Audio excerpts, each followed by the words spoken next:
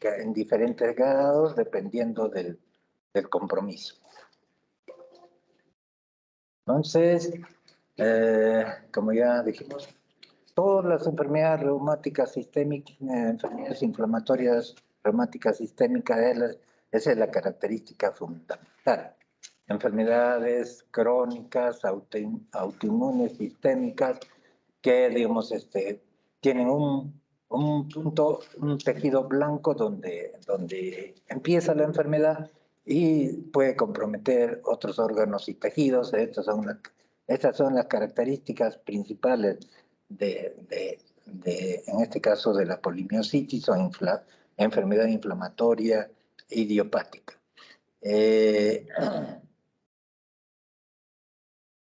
En realidad, digamos, en el transcurrir del tiempo se han buscado criterios que puedan más o menos acercarnos a una especificidad y a una sensibilidad muy alta en relación, digamos, a estas enfermedades reumáticas y llegar al diagnóstico de las enfermedades, y en el tiempo ha ido cambiando, ¿no? Entonces es variable y depende de qué metodología se utilice.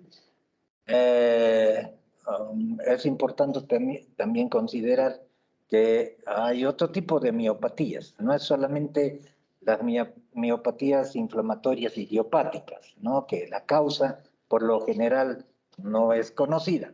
También hay otro tipo de enfermedades inflamatorias, otras miopatías, como miopatías a células gigantes, miositis eosinofílica, miositis focal localizada, miositis granulomatosa, miositis macrofágica, miositis relacionadas a otras enfermedades del tejido conectivo, ¿no? Si ustedes van a darse cuenta de que, digamos, en el desarrollo de las enfermedades reumáticas e inflamatorias, muchas de estas enfermedades, como ya vimos ayer también, por ejemplo, el síndrome de Sjögren puede producir un cuadro de miopatía, ¿no? Y en este caso, digamos, hay otras enfermedades, como posteriormente veremos, también la esclerodermia también produce un cierto grado muy semejante a las miopatías inflamatorias.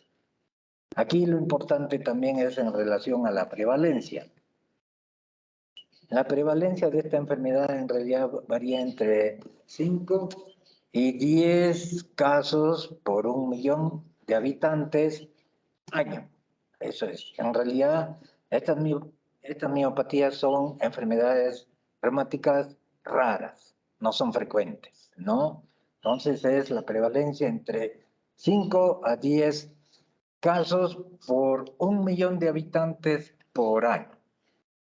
El otro aspecto importante está su presentación bimodal, ¿no?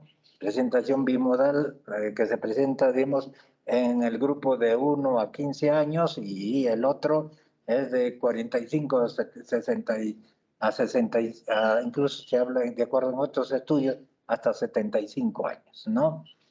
Y las enfermedades, y estas enfermedades, estos cuadros, digamos, en algunas ocasiones están asociados a enfermedades de tejido conectivo.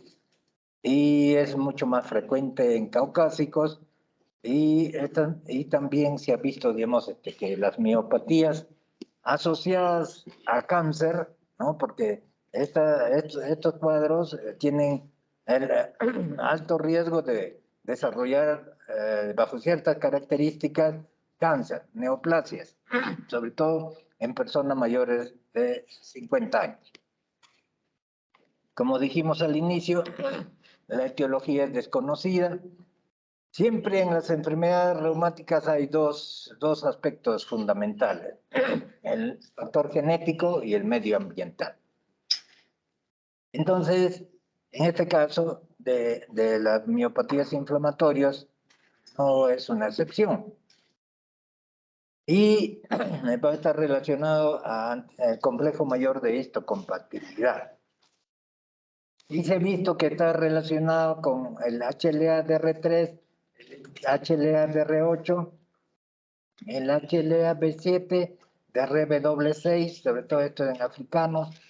Por ejemplo, el HLA-DR8 en adultos blancos, el HLA DR3 en niños blancos, el HLA DRW52 asociado a enfermedades de tejido conectivo. Y hay mayor riesgo en los gemelos monocigóticos y en los familiares de primer grado, ¿no? Esto es la característica que ustedes habrán observado que también se presenta en las otras enfermedades reumáticas. En el caso de la miopatía por cuerpo de inclusión, hay una ligera agregación familiar. Entonces, dentro de este aspecto de la etiopatogenia, va a haber factores, así como hemos visto, factores genéticos, pero también va a haber factores ambientales.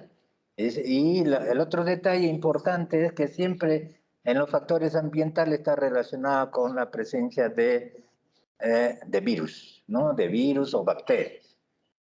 Entonces, en el caso de la enfermedad inflamatoria idiopática, se ha visto bastante relación con Staphylococcus aureus, Clostridium difficile, Borrelia burgdorferi, los ecovirus, los Coxsackie, la influenza, hepatitis B, el virus de inmunodeficiencia humana, HTLV1, toxoplasmosis, tripazonomiasis, triquinosis y Mycosporidium, ¿no?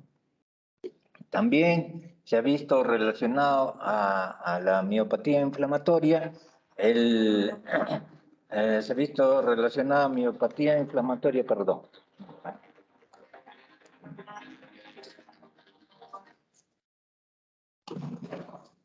Ya, se ha visto relacionada a la miopatía inflamatoria también la participación del parvovirus B19. Así como vimos, por ejemplo, ayer, en el caso de que del síndrome Sjögren está asociado a otras enfermedades autoinmunes.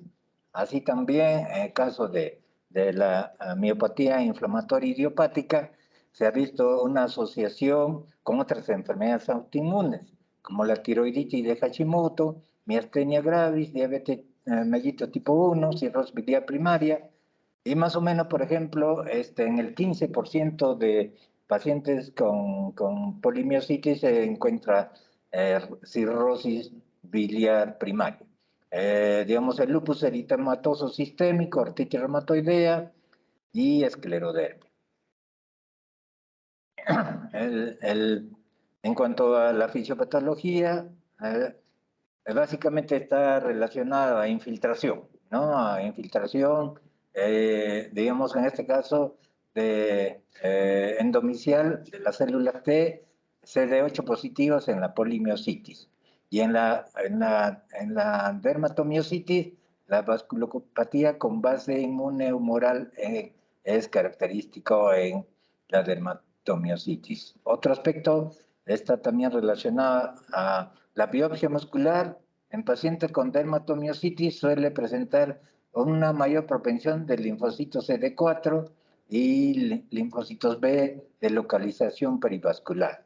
La presencia de complejos de ataque a la membrana C5, C9 dentro del endotelio vascular debido a la activación del complemento. Esto es lo que condiciona destrucción de los vasos y eso condiciona microinfartos, ¿no? Microinfartos. Y eso va digamos, en microinfartos a nivel de los músculos y eso va a hacer que, digamos, empiece, ese es el inicio, y ahí empiece todo el proceso de disregulación no inmune. Entonces, se sugiere la destrucción microvascular mediada por anticuerpos. La clasificación, bueno, hay diferentes clasificaciones. Este es sobre todo relacionado al de Bohan y Peter, que hablaba acerca del grupo 1, polimiositis idiopática primaria, dermatomiositis idiopática primaria, dermatomiositis, polimiositis asociada a neoplasia, dermatomiositis o polimiositis infantil asociada a vasculitis, polimiositis, dermatomiositis asociada con enfermedad del colágeno, ¿no? El cuadro clínico Característico es lo que se denomina, lo que se define como una disminución, una debilidad, disminución de la fuerza muscular simétrica, tanto a nivel de la cintura escapular como a nivel de la cintura pelviana. También pueden estar comprometidos los músculos flexores del cuello y también puede haber, digamos, compromiso de los músculos estriados de la faringe, ¿no? Ahora, otro de los aspectos importantes de estas enfermedades siempre está asociada con síntomas, sintomatología general, ¿no? Fatiga, rigidez matutina, anorexia, y esto es variable y es insidioso. Por ejemplo, en este cuadro vemos, ¿no?, que presentación clínica de las mipotías inflamatorias desde el punto de vista de frecuencia. Entonces vemos acá debilidad proximal dolorosa, 3 a 6 meses, 55% de casos. Debilidad y dolor proximal agudo o subagudo, semanas a meses, 30% casos. Debilidad proximal y distal insidiosa, 1 a 10 años en 10% de casos. Mialgias proximales aisladas, 5% de casos. Y el eritema de la dermatomiositis aislada sin debilidad muscular en menos del 1%. En los niños y en los jóvenes la evolución es mucho más rápida, ¿no? En los adultos es más insidiosa, más lenta, progresiva. Así también se puede afectar los músculos vulvares y los músculos orales. Puede haber, como consecuencia del compromiso de esto, de los músculos, del músculo estriado de la faringe, esto puede condicionar problemas relacionados a disfagia y disfonía. Además, se puede presentar no frecuentemente mialgias, pero sí puede haber artralgias, sinovitis, cuando se presenta, digamos, sinovitis, o sea, en otras palabras, artritis, es en una pequeña proporción. Y también, como dijimos ayer, en este caso, el fenómeno de Raynaud, al igual que en el síndrome Sjögren, puede ser la primera manifestación de esta enfermedad, ¿no? Y también edema periorbital. En cuanto a las manifestaciones cutáneas, ¿no?, se puede presentar sobre todo en los lugares, ¿no?, de presión, ¿no?, a nivel de los codos, a nivel de los nudos, ¿no?, digamos, nudos articulares en la zona dorsal de la mano. Entonces, estas lesiones que se llaman pápulas de Gottron son lesiones eritematosas, ¿no?, con infiltración de la piel que lo hacen palpable, ¿no?, de color violácea. Entonces, las pápulas de Gottron, son patognomónicos de la dermatomiositis. Ahora, también otro tipo de lesiones en la dermatomiositis puede estar relacionado a eritema en heliótropo, eritema macular, signos de Chal y signos de Scott. Eso de aquí está relacionado a las pápulas de Gottron, es justamente en las zonas, ¿no?, de los nudillos de los dedos, ¿no?, y también lesiones periunguales, ¿no?, y de tipo de color violáceo. Ahora, el eritema en el heliótropo es una lesión eritematosa indurada, está infiltrada, sobre todo se presenta a nivel de los párpados, ¿no?, como ven en esta fotografía, ¿no? Y luego también va a haber, digamos, este compromiso se puede extender a nivel de la región frontal, la región facial y también a nivel sobre todo, son fotosensibles, o sea, en zonas de exposición al sol, ¿no? Bueno, acá es algo parecido, racia en el heliótropo, y esto es pápulas de Gottron. Y aquí lo mismo, ¿no? Estas lesiones a nivel periungual, ¿no?, eritematosas, que también son características del de la dermatomiositis, ¿no? Esto es algo parecido. Estas lesiones, ¿no?, maculares en la cara se van extendiendo y, al igual que si es que han hecho el lupus eritematoso, respeta las regiones nasogenianas, respeta. Bueno, acá, por ejemplo, esto en forma de B, este es característica, digamos, del compromiso, se le llama también chaleco.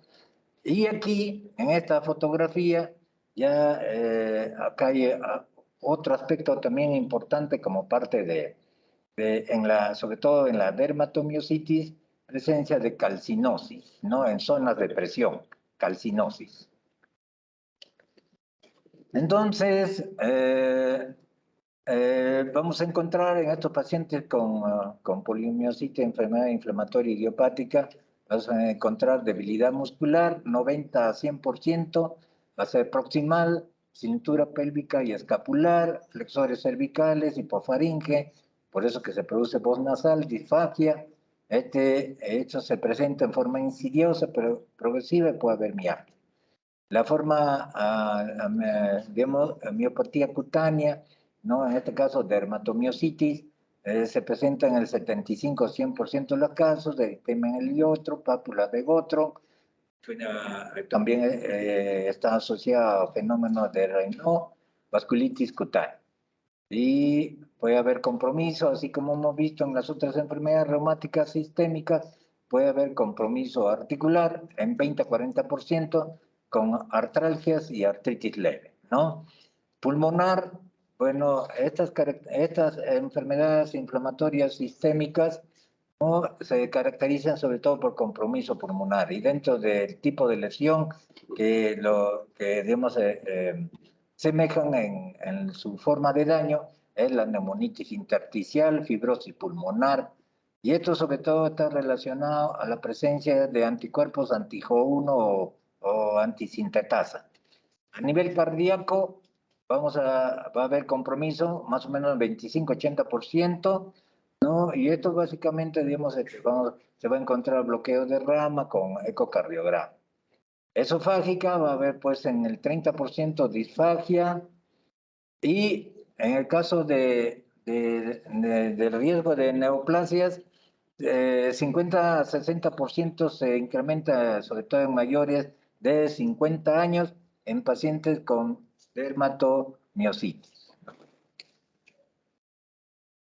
Entonces, a nivel de cardíaco, compromiso de cardíaco, va a haber anormalidades, no va a haber arritmias o miocardiopatías, y en forma severa pero infrecuentes, miocardiopatía. Manifestaciones pulmonares, se va a afectar el pulmón, puede producirse neumonitis intersticial y posteriormente evolucionar y desarrollarse, llevar a la fibrosis intersticial, y esto, la debilidad, también puede haber compromiso de digamos, los músculos intercostales y los músculos respiratorios. Eso puede condicionar debilidad, y secundariamente puede ser aspiración, ¿no? Cuadros de aspiración. Bueno, aquí, ¿no? Esta radiografía está relacionada a un infiltrado intersticial difuso, sobre todo que compromete los 2/3 inferiores.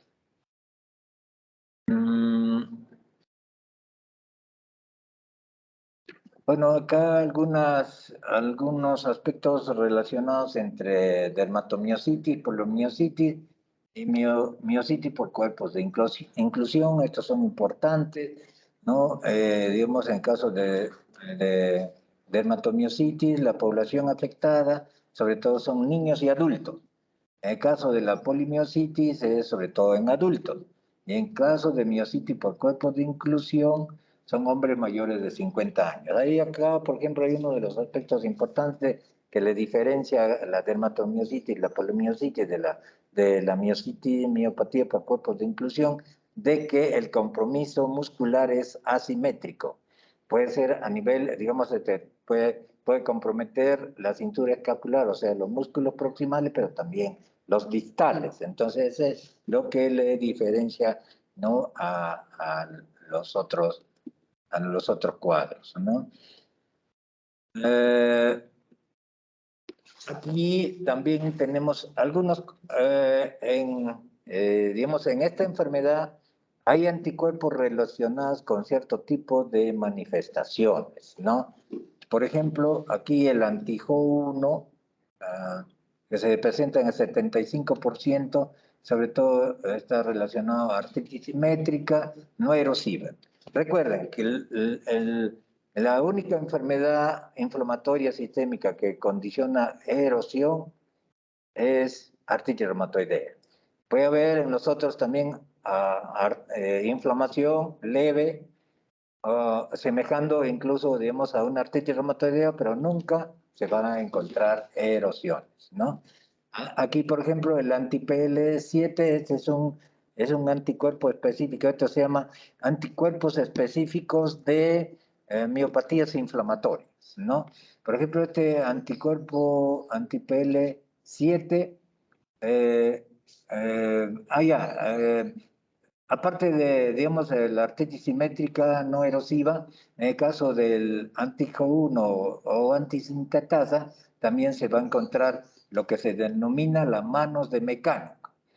Estas manos de mecánico está referida a unas lesiones eritematosas descamativas a nivel de los bordes de los dedos. Entonces se le denomina así manos de mecánico, y eso, sobre todo los que tienen este anticuerpo anti-JO1, y en el caso, por ejemplo, del anti-PL7, sobre todo va a estar relacionado a neumopatía intersticial en un 50 a 100% de casos. El anti-P12 va a estar relacionado a una mayor manifestación del fenómeno de Raynaud. Y, por ejemplo, el anti-EJ está relacionado a fiebre en el 37% de los pacientes, y el anti-OJ, sobre todo relacionado al HLA de R3, de QA1, y moderada respuesta frecuente, recaídas, inicio en primavera, ¿no? Otro de los aspectos importantes de estas enfermedades, en el caso de las miopatías inflamatorias, es que son más frecuentes en el tiempo en primavera y en invierno y inicios de la primavera, ¿no?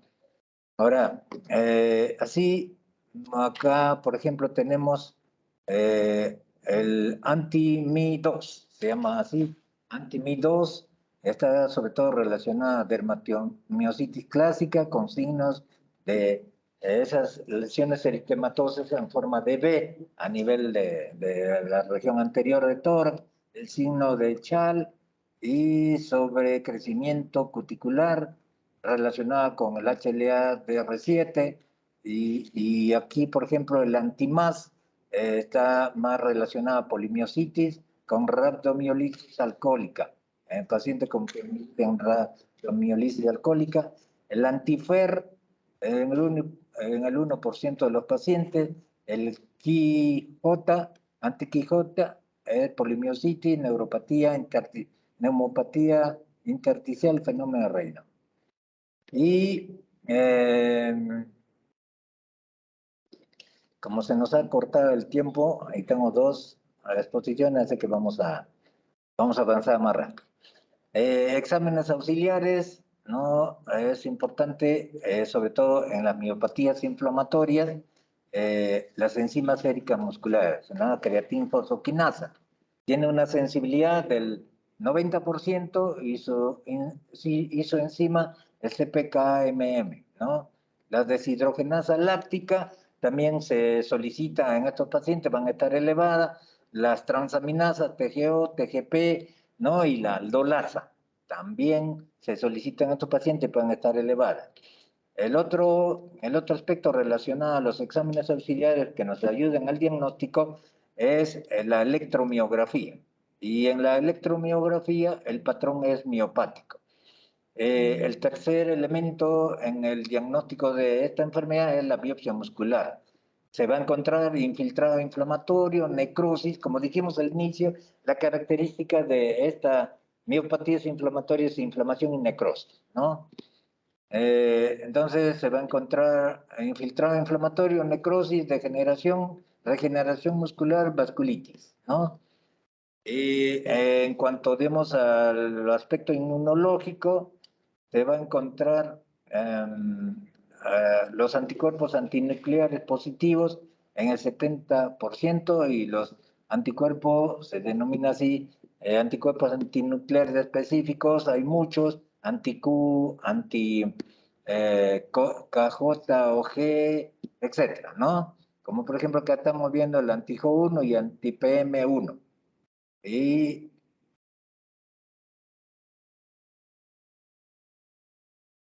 bueno, esto en cuanto a criterios diagnósticos y de clasificación, entonces son varios parámetros que se tienen que evaluar y definitivo, por ejemplo, diagnóstico de polimiositis. No es definitivo todos los puntos de 1 a 4. Probable 3 puntos de 1 a 4. Y posible 2 puntos de 1 a 4. Diagnóstico de dermatomiositis definitivo de 5 puntos más 3 puntos, sobre todo de 1 a 4. Probable, ¿no? Es de 2 puntos de 1 a 4 y posible más de 5, ¿no? Sobre todo un punto de 1 a 4. Ahora, bueno, diagnóstico, como dijimos, sobre todo los estudios enzimáticos, ¿no? La CPK, aldolasa, aspartato, la TGO, TGP, lactato deshidrogenasa.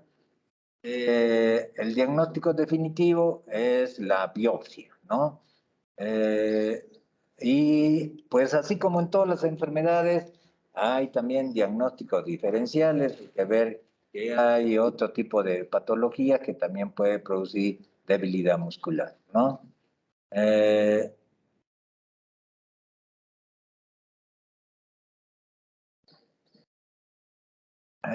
entonces, dentro de los criterios diagnósticos, debilidad muscular proximal simétrica, elevación de las enzimas séricas musculares, característica la electromiografía con patrón miopático, el rash cutáneo típico de la dermatomiositis, ¿no? Entonces, estos cinco parámetros, y aquí, en el caso, ¿no?, de polimiositis, tiene que haber 4 criterios positivos, probable, este es en el caso definitivo, 3 de los 5 y posible 2 de los 5. Y en la dermatomiositis, de los 5, 3 o 4 más rash, ¿no? Más rash.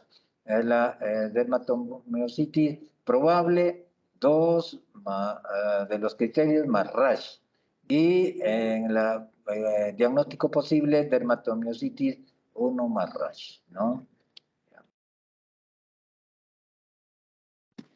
Entonces, esto ya lo hemos visto. Es importante, por ejemplo, cuando no está muy claro, digamos, alguno de los parámetros, la resonancia nuclear magnética nos ayuda a definir el compromiso muscular. Cuando, por ejemplo, se ha realizado una biopsia y la biopsia no ha sido en el punto exacto donde debería realizarse, por ejemplo, en este caso, la resonancia nuclear magnética nos ayuda a localizar exactamente el sitio donde se debe realizar la biopsia, ¿no?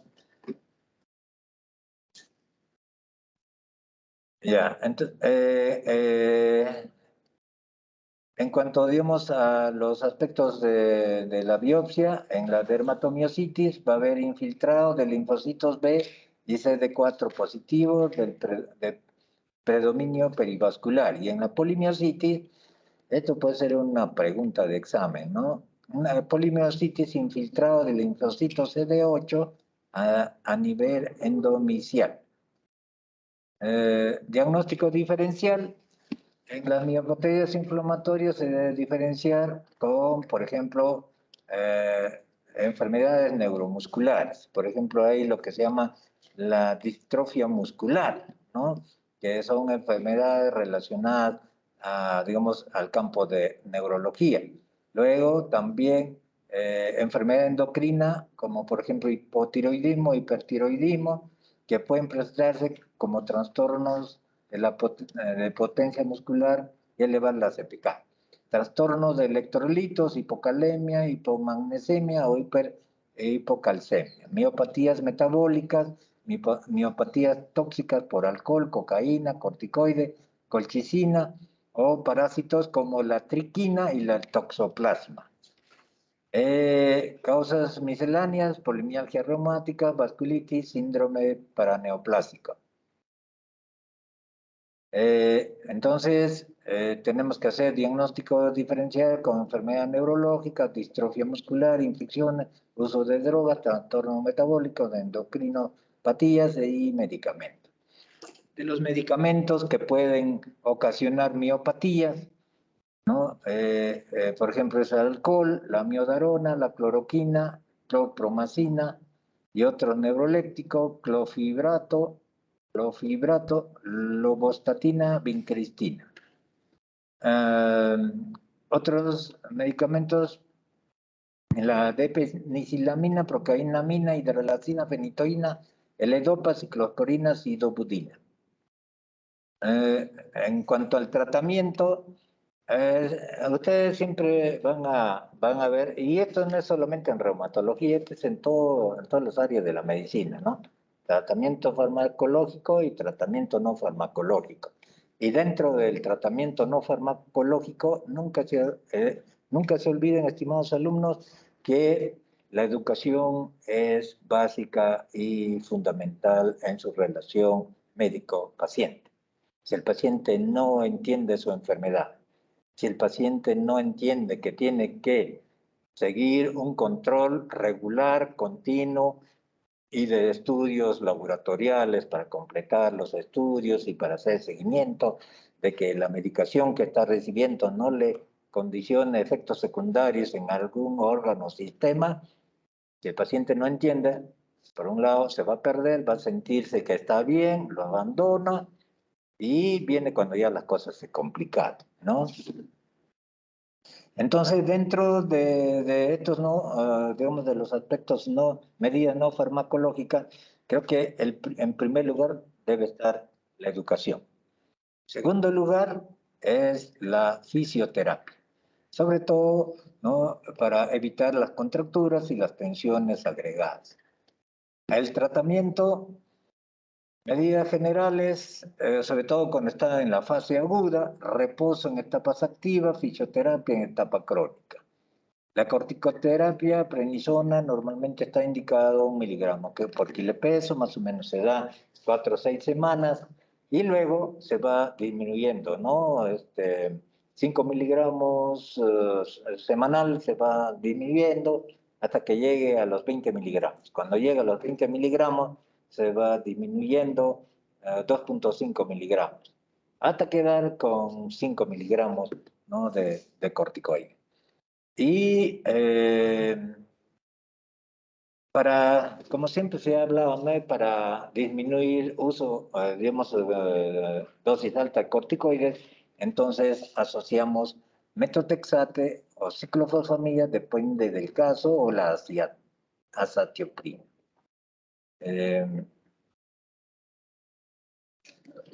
Entonces, 4 a 6 semanas, y el paciente va recuperando, se va haciendo de una manera progresiva la disminución de la dosis, ¿no? También inmunosupresor, metotrexate, azatioprina, la gamma globulina intravenoso, también se ha visto con resultados, ¿no? que, digamos, en cierto caso, realmente los pacientes mejoran.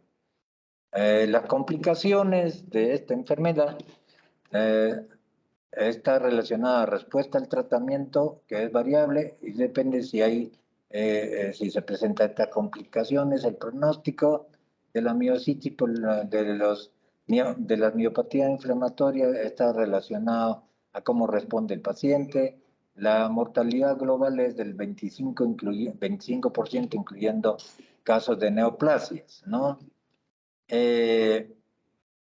Entonces, dentro de digamos, dentro del tratamiento farmacológico, pues vamos a encontrar, vamos a hacer uso, depende del compromiso, ciclofosfamida, corambrucil, ciclosporina, gamma-globulina intravenoso, micofenolato mofetil, y Tracolimus plasmaféresis. La sobrevida a los 5 años es el 67% y se mantiene a los 10 años.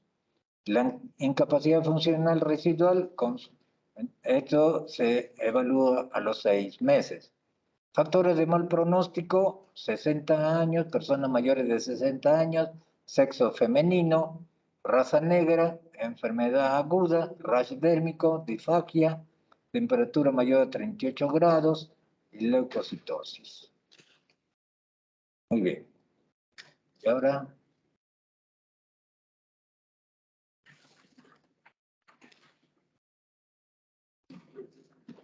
el otro tiene que...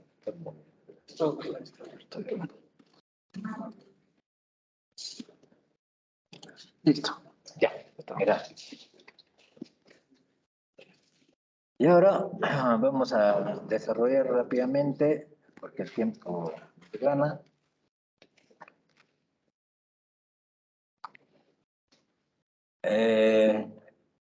En este caso vamos a desarrollar el tema relacionado a la esclerodermia, ¿no?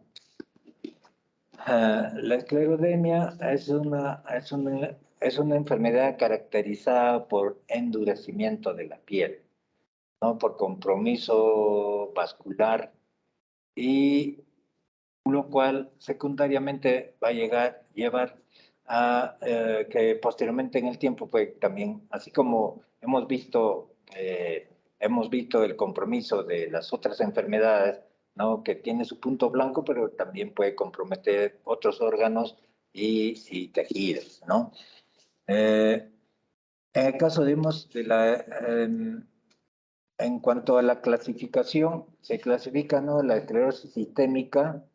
La esclerosis sistémica tiene dos formas de presentación. Uno, la esclerosis sistémica difusa o progresiva, que es de mal pronóstico, y el otro es la esclerosis sistémica limitada o síndrome CRES. Y hay otras esclerosis que son localizadas, como la morfea generalizada, la lineal, ¿no? Y otros síndromes esclerodermiformes, inducida por tóxicos como polvo de sílice, silicona, cloruro de vinilo, o metabólicas como porfiria cutánea tarda, diabetes mellitus, o inmunológica como enfermedad de injerto contra huésped. Entonces, aquí vamos a ver acerca de la esclerosis sistémica, la difusa, las características de lo que es la difusa y lo que es la circunscrita o localizada. Afección cutánea es la parte proximal o distal de los miembros cara y tronco, ¿no? Normalmente, digamos, el desarrollo en la esclerosis sistémica difusa o progresiva es rápido, ¿no? Es rápido. Entonces compromete manos, luego va avanzando a los antebrazos, llega a los brazos y los pies, las piernas, hacia el tronco, ¿no? Y de paso que interiormente también va comprometiendo, compromete casi muchos órganos, aparatos y sistemas, ¿no? En el caso de la circunscrita o localizada o síndrome de CRES, básicamente está relacionado a compromiso de manos, compromiso de pies y algunas veces, digamos, puede comprometer a nivel de antebrazos, ¿no? Ahora, el fenómeno de Raynaud normalmente puede aparecer en el primer año de la aparición de la enfermedad o cuando puede aparecer un año antes, ¿no? En el caso de la difusa, o sea, se puede presentar como digamos, como cuadro inicial o un fenómeno de Raynaud, ¿no? Un año antes o mucho más años antes. O puede ser, digamos, simultáneamente con las lesiones cutáneas. En el caso de la localizada o síndrome de Graves, puede preceder en años a la afección de la piel. En afección visceral, por ejemplo, esta es la diferencia, ¿no? En el caso de la esclerodermia sistémica difusa, progresiva, compromete pulmón, neumonitis intersticial y si avanza, lo lleva a fibrosis pulmonar, compromete el riñón, condiciona la crisis esclerodérmica con una hipertensión maligna y puede comprometer gastrointestinal, produciendo hipomotilidad y compromiso de todo el aparato digestivo, ¿no? Tubo digestivo. Y puede haber compromiso cardíaco. Este es en la forma difusa o progresiva. Ahora, en el caso de la localizada o síndrome de Graves, puede haber compromiso gastrointestinal y haber hipertensión pulmonar en 10 a 15 años de pacientes que tienen más de 10 a 15 años de evolución. Y puede estar asociado a cirrosis biliar primaria. En cuanto a la capiloscopía, no va en la forma difusa, va a haber dilatación y desaparición de los vasos capilares, y en la circunscrita, dilatación sin desaparición importante. Y en cuanto a anticuerpos, la característica principal en la forma difusa progresiva es la antitopoisomerasa 1 o anti-SCL70. Y en el caso de la circunscrita localizada o síndrome de Graves, el anticuerpo característico es anticentrómero. Entonces, la esclerosis sistémica progresiva no es una enfermedad autoinmune multisistémica caracterizada por lesiones vasculares y fibrosis, y la relación mujeres es de 3 a 1. Ahora, por ejemplo, en el caso de la esclerodermia es mucho más de mal pronóstico que la enfermedad se dé en el varón. Entonces, así como vimos, algunos aspectos de mal pronóstico en la polimiositis, en la miopatías inflamatorias, de los aspectos relacionados al mal pronóstico es que sea varón, ¿no? Es que sea personas mayores de edad, ¿no? Perdón. Mira, ahora, el otro aspecto importante es la presentación entre 30 y 50 años de edad, ¿no? Incidencia no es, en el caso de la esclerodermia, incluso se ha visto, es variable, todo depende de los estudios epidemiológicos.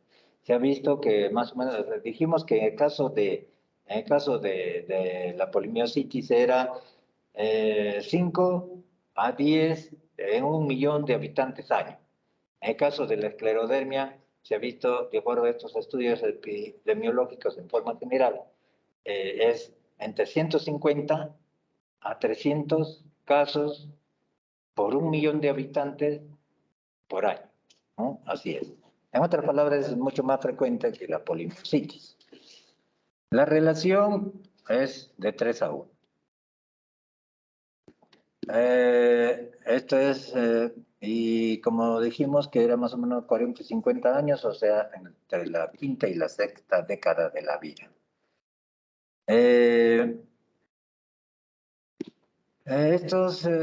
Por ejemplo, se hicieron algunos estudios en el cual, digamos, se vio que la incidencia de esta enfermedad incluso se habla entre 4 y 40 casos por 1 millón de habitantes, casos nuevos. La incidencia está relacionada a casos nuevos, ¿no? De 4 hasta 40 casos nuevos por 1 millón de habitantes por año, ¿no? Ahora, la prevalencia, bueno, ya lo hemos dicho, ¿no? En cuanto, digamos, a las razas, otro de los aspectos importantes en la esclerodermia es que, aparte de varón, me estaba olvidando, la raza negra es mal pronóstico digamos, para la expectativa de vida del paciente. Aquí tenemos unas fotografías en el cual hay necrosis, ¿no? Prácticamente casi, ¿no? La falange distal está carcomida, ¿no? Entonces se produce necrosis y cuando uno, por ejemplo, toma radiografía de estos pacientes,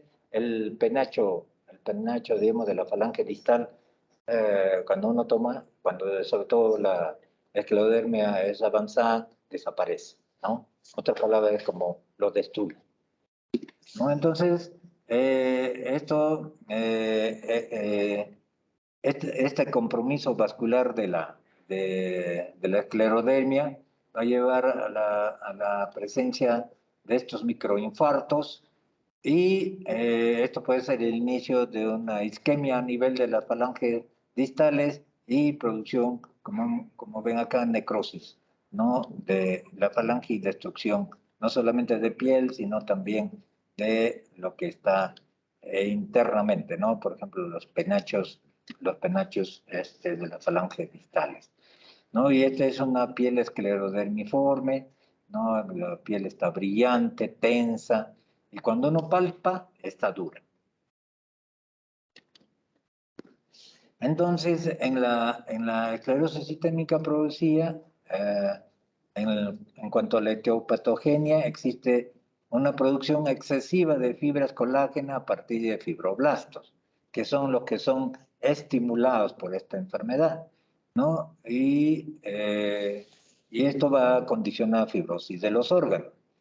Va a nivel, por eso se habla también de un aspecto de que se produce vasculopatía con vasoespasmo, isquemia vascular por predominio de mediadores vasoconstrictores como endotelina, ¿no? Y esto también está relacionado, como digamos, estos fibroblastos son estimulados, se producen, y lo cual conduce a, digamos, en el desarrollo de la enfermedad, la fibrosis, compromisos de los vasos, lo del endotelio, producción de sustancias proinflamatorias, obliteración vascular y daño, ¿no? En cuanto a la inmunidad celular, en la esclerodermia, va a haber una presencia de linfocitos T citotóxicos y inmunidad humoral, anticuerpos anti-CL70 o topoisomerasa también se le llama, ¿no? Anticuerpos anti-RNA polimerasa 3, anticuerpo anticentrómero, esto específicamente de síndrome CRES o esclerosis sistémica localizada, ¿no? Entonces, siempre en las enfermedades reumáticas va a haber un factor ambiental que va a desencadenar esta enfermedad, ¿no? Entonces, el estímulo ambiental en un paciente con predisposición genética, se activa el sistema inmune, se producen citoquinas, se va a producir daño endotelial, síntesis de colágeno se incrementa y proliferación de fibroblastos, ¿no? Bueno, en cuanto ya hemos dicho esto, la esclerodermia sistémica difusa, sistémica limitada, hay también lo que se denomina la esclerodermia sin esclerodermia, ¿no? Entonces, sin compromiso de piel, pero sí internamente hay el compromiso característico de la esclerodermia difusa, ¿no? Los anticuerpos anti-DNA topoisomerasa 1 o anti-SCL70, los niveles séricos de estos anticuerpos están correlacionados con la positividad, con la gravedad y actividad de la enfermedad, ¿no? Va a haber lesión endotelial con incremento del factor von Willebrand y factor cuarto plaquetario. La esclerosis sistémica progresiva tiene 3 fases, ¿no? Entonces, tres fases. La primera fase se llama la fase edematosa.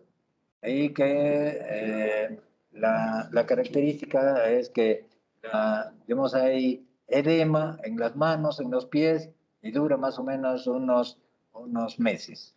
Luego, la fase esclerótica o indurativa, ¿no? La piel se engruesa, brillante, pierde las arrugas, hay fibrosis de la dermis, obliteración de los pequeños vasos y destrucción de los anexos. Eso es lo que sucede en la fase indurativa. Y la tercera fase es la fase atrófica. Piel atrófica, no adherida a planos profundos, 3 años a 10 años después de la fase indurativa. Aquí ya se completó la atrofia de los anexos, ¿no?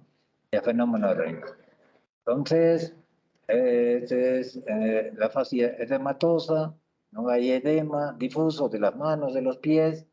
Luego la fase en el lugar donde donde empieza el compromiso, la fase indurativa, no está aumentada, la piel está dura, ¿no? Y la fase atrófica en que ya hay disminución del grosor de la piel.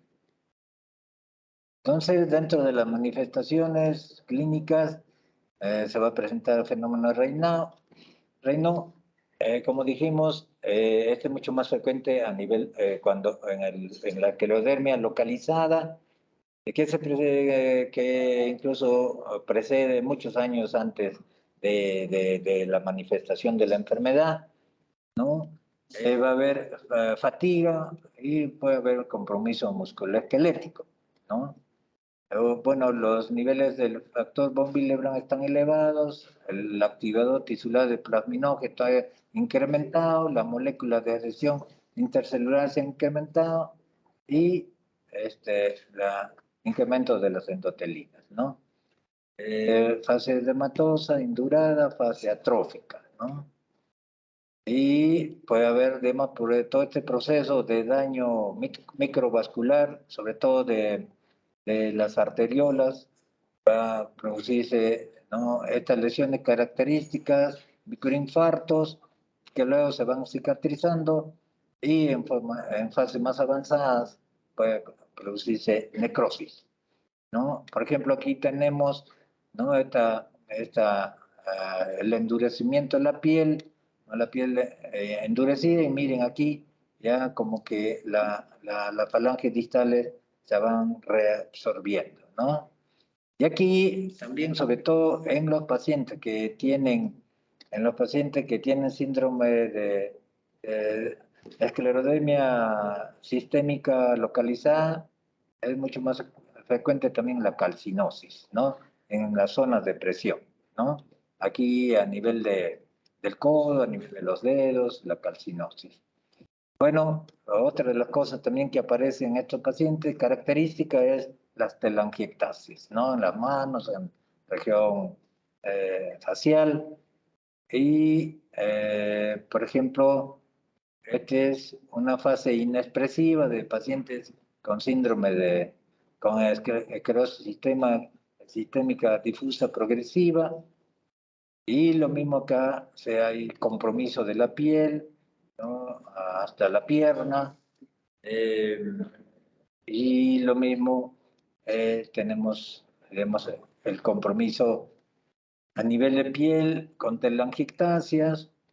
Se produce dentro de las manifestaciones musculoesqueléticas contractura a nivel de manos y a nivel de codos. Ven aquí, por ejemplo, está contracturado, vemos, se nota esa alteración, fenómeno de Raynaud, ¿no? Manifestación inicial en el 70% en la forma, 100% en la forma limitada y en el 70% en la forma difusa. La localización más frecuente es manos, pies, punta de las nariz y el lóbulo de las orejas. Se provoca por medio del frío, de vibraciones, de estrés emocional. Y este fenómeno de Raynaud se caracteriza por 3 fases. La fase de palidez, de cianosis y de enrojecimiento. Entonces, Cuando el paciente viene a ustedes y le dice, con el frío se me pone morado, entonces usted le pregunta primero, ¿no? ¿Cómo empieza? Entonces siempre tiene que preguntar pálida, morada o roja. Entonces justo esas son las tres fases, ¿no?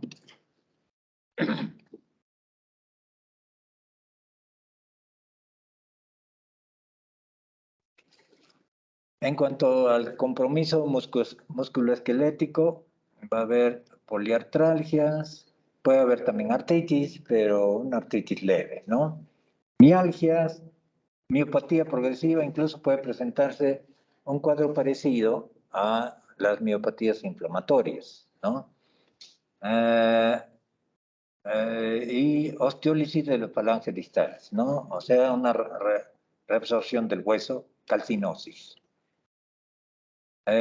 Artralgia generalizada, rigidez matutina también puede presentarse en estos pacientes, poliartritis simétrica, resorción ósea, acrostiólisis, engrosamiento de vainas tendinosas y tejido subcutáneo y piel. Este engrosamiento de las vainas tendinosas y tejido subcutáneo y piel, esto va a condicionar que en estos pacientes esos tendones engrosados, al realizar los movimientos, uno puede observar de que hay fricción entre los tendones, ¿no? Calcinosis subcutánea, debilidad muscular distal proximal, osteopenia, ¿no? Y como les decía, es importante acá las contracturas tendinosas. A nivel pulmonar, vamos a encontrar enfermedad pulmonar intersticial, fibrosis pulmonar, hipertensión pulmonar. Es raro, pero es mucho más frecuente en el síndrome de Krebs o esclerosis sistémica localizada.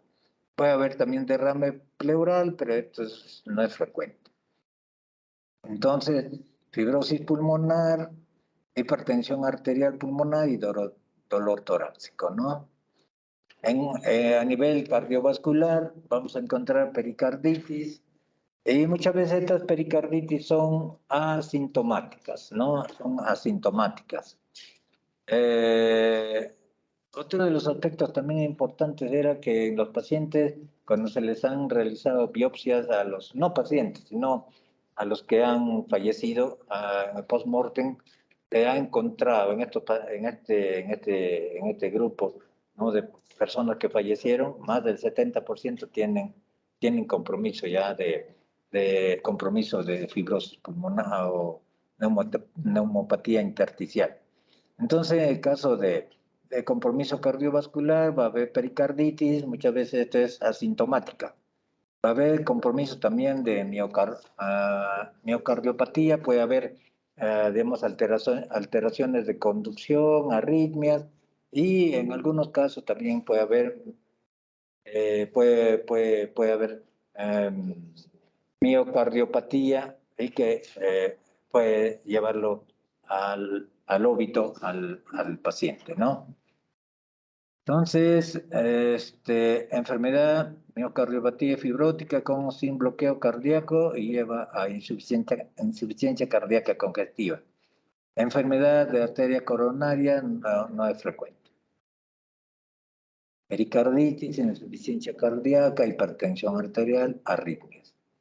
A nivel de compromiso renal, va a producir insuficiencia renal crónica. La crisis esclerodérmica está relacionada a estos aspectos: hipertensión arterial maligna, azoemia, encefalopatía hipertensiva, que antes de la presencia de estos, de los antagonistas los calcioantagonistas, condicionaba una alta mortalidad, ¿no? Entonces, y esto puede estar desencadenada, por ejemplo, por el uso de corticoides más de 10 miligramos. Entonces, la primera causa de muerte, hasta que se dispuso métodos de eficacia de tratamiento, la insuficiencia renal en fase, esto conduce a insuficiencia renal en fases avanzadas, las crisis esclerodérmicas, ¿no? Con incremento incluso de los niveles de renina, ¿no? Y con el advenimiento de las ICAs ha mejorado el pronóstico, ¿no? Sobre todo de las crisis esclerodérmicas. Con respecto a las manifestaciones gastrointestinales, recuerden, compromete todo el tubo digestivo, ¿no? A nivel de esófago va a producir disfagia, lo que va a producir es hipomotilidad, ¿no? Alteración del esfínter esofágico inferior, hipomotilidad de los 2/3 inferiores del esófago. Entonces eso va a producir regurgitación, pirosis y una serie de problemas en estos pacientes, ¿no? Entonces regurgitación gástrica, esofagitis por reflujo, y se va a producir, cuando se hace una endoscopía, se va a encontrar estenosis del esfínter esofágico inferior y también dilatación del esófago. A nivel del estómago, condiciona vaciamiento gástrico lento, ¿no? Lo cual también complica más el caso del paciente. A nivel del intestino delgado, va a haber hipotonía, hipomotilidad, sobrecrecimiento bacteriano, diarrea crónica, malabsorción, ¿no? Que pues deteriora el estado del paciente.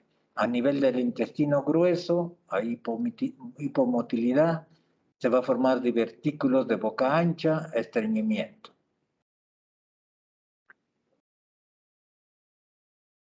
Y también puede comprometer a nivel anorrectal y condiciona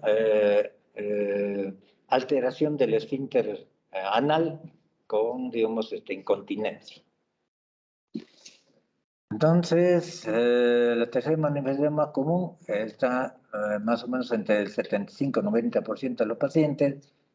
El esófago, y esto de la alteración del esófago va a producir esofagitis por reflujo y puede producir esófago de Barrett, ¿no? Estómago va a condicionar plenitud gástrica precoz, ectasia venosa del antro, ¿no? Síndrome de mala absorción intestinal, esteatorrea, proliferación bacteriana, y el intestino grueso, estreñimiento, síndrome de pseudoobstrucción, divertículos. Y está asociado con cirrosis biliar primaria. Entonces, en el esófago produce todo esto, ¿no? Disfagia, reflujo gastroesofágico, esofagitis, erosiones, sangrado, estenosis y esófago de Barrett, ¿no? En el estómago, entonces gastritis, retardo en el vaciamiento gástrico, sangrado, tasia vascular antral, estómago en sandía. En cuanto a intestino grueso, bueno, constipación, distensión abdominal, en el delgado, dismotilidad intestinal, pseudoobstrucción intestinal, dolor, diarrea, sobrecrecimiento. En cuanto al aspecto de laboratorio, el factor reumatoideo está presente en 30% de pacientes. El factor reumatoideo puede estar presente en casi todas las enfermedades reumáticas inflamatorias en baja frecuencia, pero también con niveles bajos, títulos bajos, no niveles bajos, títulos bajos. Entonces, anticuerpo antinuclear, 39%, síndrome de CRES, ya como dijimos al inicio, anticuerpo anticentrómero, 50-95%, y en la esclerosis sistémica progresiva, anticuerpo anti-SL, 70%, que es característico de este cuadro. Los antinucleares, 90%, anti-RNP, antitopoisomerasa. Luego, criterios mayores, esclerodermia proximal. Estos son criterios de clasificación. Esclerodermia proximal, criterios menores, esclerodactilia, cicatrices digitales, fibrosis pulmonar, vivasal. En cuanto al tratamiento, siempre las medidas generales, evitar el frío, nutrición, hiperproteica fraccional. La fisioterapia es importante, medicamentos, se da a los pacientes colchicina, Aunque esto de penicilamina ya no se usa. Normalmente ahora se ha visto que digamos, sobre todo para el compromiso de la piel, el metotrexate realmente funciona muy bien, ¿no? Fenómeno de Raynaud, crisis esclerodérmica, captopril. Es importante el cuidado de la piel, úlceras cutáneas, ¿no? Entonces acá se da Bocetan, aspirina, fenómeno de Raynaud, medidas generales, ¿no? Fármacos calcio antagonistas, sildenafilo, Bocetan, pentoxifilina. Pronóstico, formas limitadas, el pronóstico es mucho mejor, ¿no? El pronóstico es mucho mejor. Buen pronóstico, 10% evolucionan a hipertensión pulmonar, hipertensión arterial pulmonar. Supervivencia a los 5 años, 90%, a los 10 años, 75%. En la forma difusa, es como desde el inicio les dije, peor pronóstico.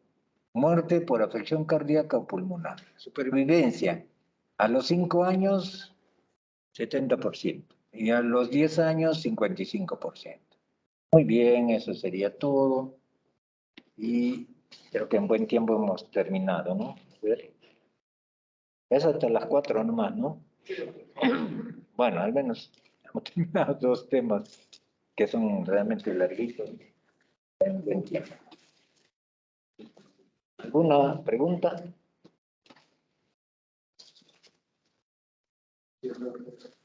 Dígame.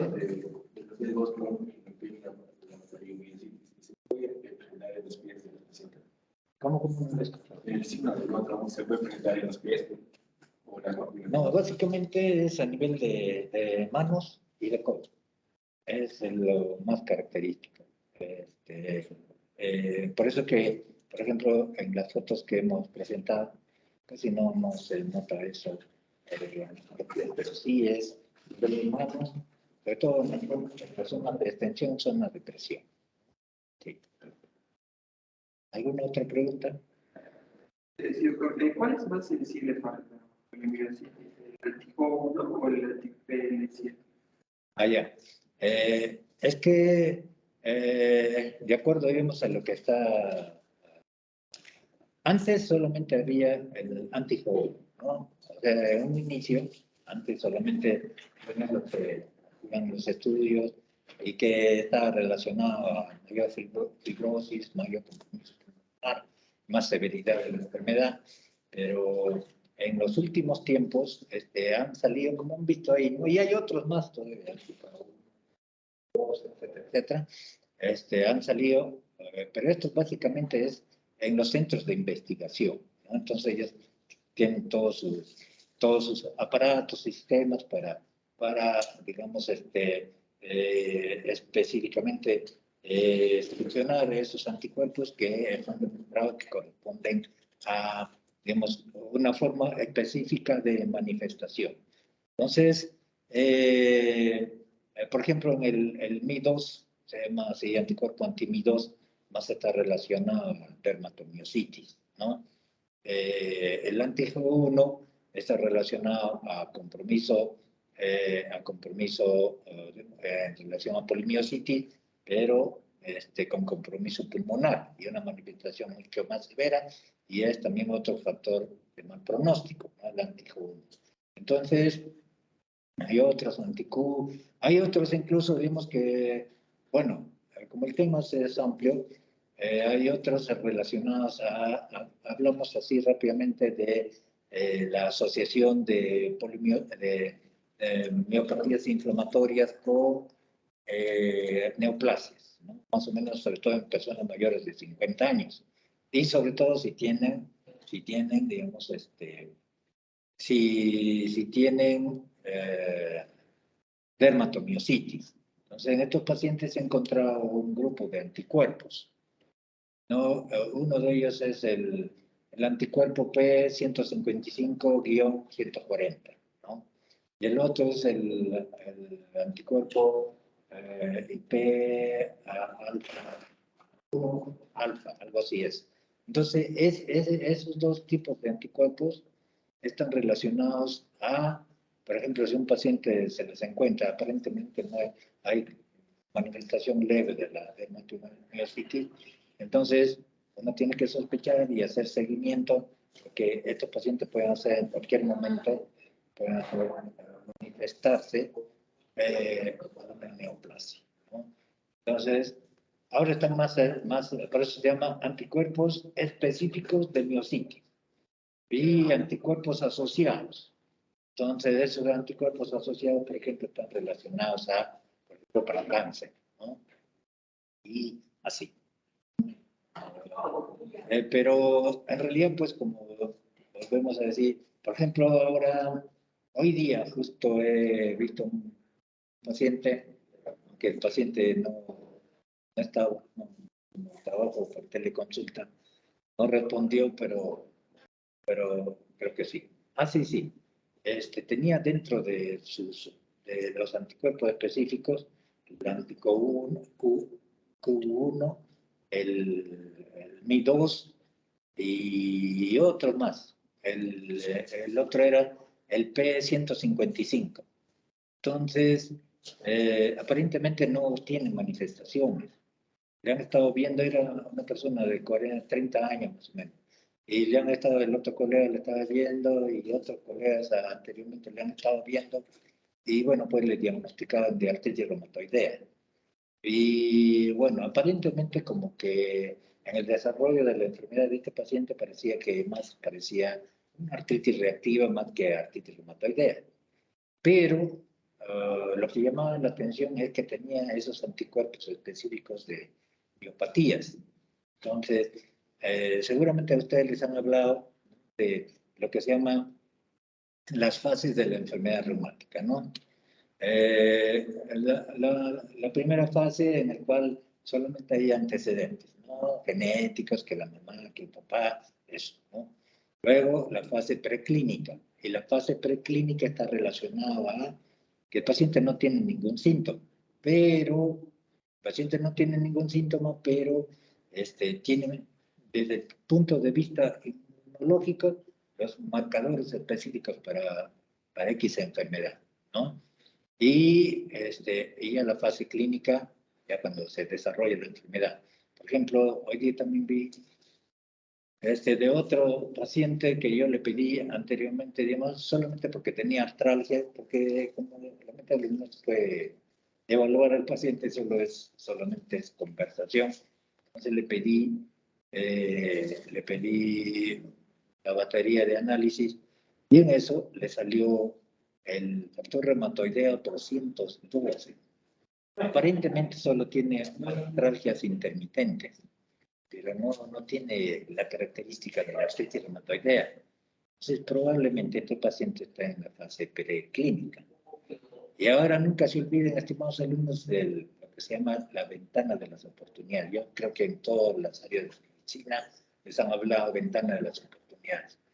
Entonces, cuando hacemos nosotros el diagnóstico oportuno, temprano, digamos, el tratamiento adecuado, vamos a, de alguna manera, no vamos a curar la enfermedad, pero vamos a controlar la enfermedad antes que llegue a las complicaciones. Ese es el objetivo, ¿no?, del tratamiento, evitar las complicaciones y la morbimortalidad del paciente. Bien, ¿algo más? Bueno, muchas gracias. Nos vemos.